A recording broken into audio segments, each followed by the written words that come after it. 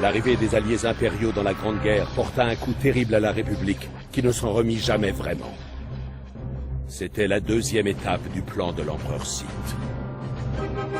Des rapports de nos services d'information stratégique ont démontré que la montée en puissance des Mandaloriens a été orchestrée par les services secrets de l'Empire. Nous savons très peu de choses sur cette organisation mystérieuse, mais les agents des services secrets de l'Empire sont tout aussi meurtriers que leurs supérieurs Sith. Les réseaux criminels de la galaxie n'ont cessé de louvoyer pendant la Grande Guerre, ne sachant pas s'ils devaient soutenir la République ou l'Empire. Bien que les cartels des Hutt en aient voulu à l'empereur Sith de ne pas les avoir associés à sa conspiration d'avant-guerre, les services secrets de l'Empire réussirent à empêcher la République de gagner le soutien des Hutt.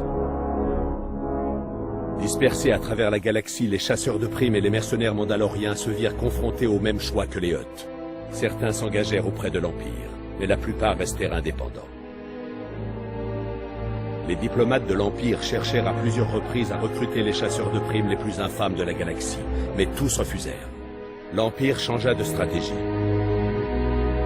Les chasseurs de primes et les mercenaires mandaloriens s'engageaient souvent comme gladiateurs en quête de richesse et de gloire, signe d'honneur dans leur culture. Les agents de l'Empire en profitèrent et entreprirent d'infiltrer les arènes de gladiateurs les plus célèbres de la galaxie, en se faisant passer pour des entraîneurs, des mécènes, et parfois même pour des gladiateurs. Les agents de l'Empire remarquèrent un jeune et fier gladiateur et en firent leur marionnette. Ce gladiateur avait déjà du succès dans l'arène, mais grâce à ses nouveaux alliés impériaux, son ascension atteignit rapidement des niveaux jamais égalés. Il n'était pas rare que des combats soient truqués, mais les agents impériaux sabotèrent effrontément l'ensemble du système et droguèrent les adversaires de leur champion. Personne ne pouvait lui résister. Les murmures des agents de l'Empire se transformaient en acclamations dans l'arène. « Mandalore! Mandalore !» Le vieux titre du dernier roi des guerriers fut transmis au jeune gladiateur. Son infamie prit de l'ampleur, et à son appel, les Mandaloriens rejoignirent leur nouveau maître. Mais le nouveau Mandalore obéissait en secret à ses propres maîtres. Les agents impériaux tiraient les ficelles de leurs marionnettes. L'armée mandalorienne fit le blocus de la voie Hydienne et s'opposa aux Jedi.